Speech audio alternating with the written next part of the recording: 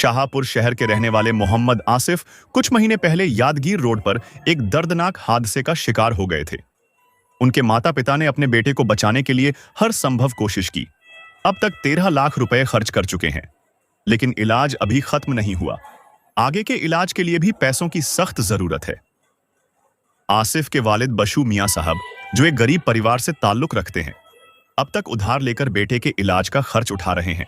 अब उनके पास कुछ भी नहीं बचा है और आज वे आप सबके सामने एक दर्द भरी अपील लेकर आए हैं। भी दर्शकों से गुजारिश है, मोहम्मद आसिफ के इलाज के लिए आप सबकी मदद बहुत जरूरी है। आप स्क्रीन पर दिए गए QR कोड, फोन पे या गूगल पे के जरिए मदद कर सकते हैं। चाहे तो इन्हें कॉल करके या मिलकर भी मदद कर सकते हैं। आपकी एक छोटी सी मदद एक जिंदगी बचा सकती है। अगर आप आर्थिक मदद नहीं कर पा रहे हैं तो कम से कम इस वीडियो को शेयर कीजिए। शायद आपके शेयर से आसिफ की जिंदगी बच जाए। तो मेरे बेटे का एक्सीडेंट हुआ, मैं बहुत मजबूर है, आदमी भी मजबूर है। मैं बहुत 12-13 लाख रुपए डाली, अभी आगे बताने पैसा नहीं है। अब मेरे को 2 जने खाली भेजा मिला के मेरे को साथ दे रहे हैं।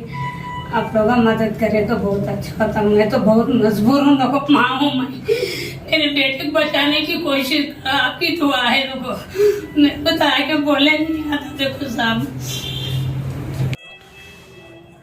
ಆತ್ಮೀಯ ಎಲ್ಲ ವೀಕ್ಷಕರಿಗೆ ಇವತ್ತಿನ ದಿನ ನಾನು ಈ ಒಂದು ಮಾಧ್ಯಮದ ಮುಖಾಂತರ ವಿನಂತಿಸಿಕೊಳ್ಳೋದೇನೆಂದರೆ, ಶಾಹಪುರ ನಗರದಲ್ಲಿರ್ತಕ್ಕಂಥ ಬಾಷು ಮಿಯಾ ಅವರ ಮಗ ಮೊಹಮ್ಮದ್ ಆಸಿಫ್ ಅಂತಕ್ಕಂಥ ಯುವಕ ಸುಮಾರು 1 ವರ್ಷದ ಹಿಂದ್ಗಡೆ ಆ ಹುಡುಗಂದು ಲಗ್ನ ಕೂಡ ಆಗಿತ್ತು. ಆಕಸ್ಮಿಕವಾಗಿ ಶಾಹಪುರಿಂದ ಕೆಲಸಕ್ಕಾಗಿ ಹೋಗುವಂಥ ಸಂದರ್ಭದಲ್ಲಿ ಯಾದಗಿರಿ ಹೆದ್ದಾರಿಯಲ್ಲಿ ಅಪಘಾತ ಆಗ್ತದೆ. 2 ವೀಲರ್ ಮುಖಾಂತರ ಹೋಗುವಂಥ ಸಂದರ್ಭದಲ್ಲಿ ಅಪಘಾತ ಆಗಿ ಬಹಳ ಸೀರಿಯಸ್ ಆಗಿ ಗಾಯ ಆಗಿ ಆ ಒಂದು ಹುಡುಗನಿಗೆ ರಾಯಚೂರು ಆಸ್ಪತ್ರೆಗೆ ಮುಂದಿನ ಚಿಕಿತ್ಸೆಗೆ ಅಲ್ಲಿಂದ ರವಾನೆ ಮಾಡ್ತಾರೆ.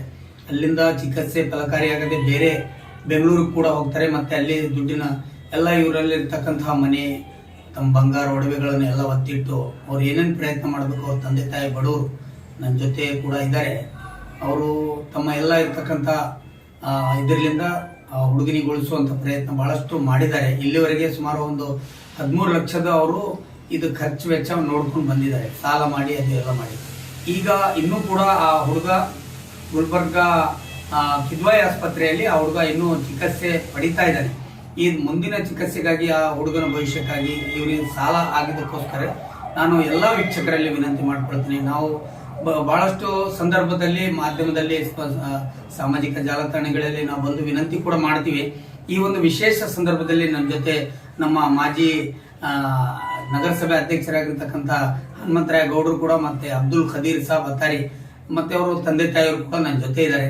ತಾವೆಲ್ಲರೂ ಕೂಡ ಶಾಹಪುರ್ ಇರ್ತಕ್ಕಂಥ ಎಲ್ಲರೂ ಕೂಡ ಈ ಒಂದು ಫ್ಯಾಮಿಲಿಗೆ ನೋಡಿರ್ಬೋದು. ಯಾಕಂದ್ರೆ ಶಾಹಪುರ್ ಜಾಲ್ಗಾರೋಣಿಯಲ್ಲಿ ಇರ್ತಾರೆ. ಇವರು ಬಹಳ ಅತಿ ಬಡವರು ಇರ್ತಕ್ಕಂಥ ಫ್ಯಾಮಿಲಿ. ಅದಕ್ಕೋಸ್ಕರ ನಾನು ಎಲ್ಲಾ ಜನತೆಯಲ್ಲಿ ತಾವೆಲ್ಲರೂ ಕೂಡ ತಮಗೆ ಕೊಟ್ಟಿರ್ತಕ್ಕಂಥ, ದೇವರು ಕೊಟ್ಟಿರ್ತಕ್ಕಂಥದ್ರಲ್ಲಿ ಏನಾದರೂ ಸಹಾಯ ಮಾಡಿ. ಈ ಒಂದು ಸ್ಕ್ರೀನ್ ಅಲ್ಲಿ ಅವ್ರದ್ದು QR ಕೋಡ್ ಇದು ಕೂಡ ಹಾಕಿದ್ದಿದೆ, UPF, ಅದಕ್ಕೆ ತಾವು ಸ್ಕ್ಯಾನ್ ಮಾಡಿ ಆ ಫ್ಯಾಮಿಲಿಗೆ ಹೆಲ್ಪ್ ಮಾಡ್ಬೇಕಂತ ಹೇಳಿ ನಾ ಮಾಧ್ಯಮದ ಮುಖಾಂತರ ಎಲ್ಲ ನನ್ನ ಸಹೋದರರಿಗೆ ನಾವು ವಿನಂತಿ ಮಾಡ್ಕೊಳ್ತೀನಿ. ತಾವೆಲ್ಲರೂ ಕೂಡ ಇವರು ಫ್ಯಾಮಿಲಿಗೆ ಹೆಲ್ಪ್ ಮಾಡ್ಬೇಕಂತ ಹೇಳಿ ನಾನು ವಿನಂತಿ ಮಾಡ್ತೀನಿ. ಜೈ ಹಿಂದ್, ಜೈ ಕರ್ನಾಟಕ.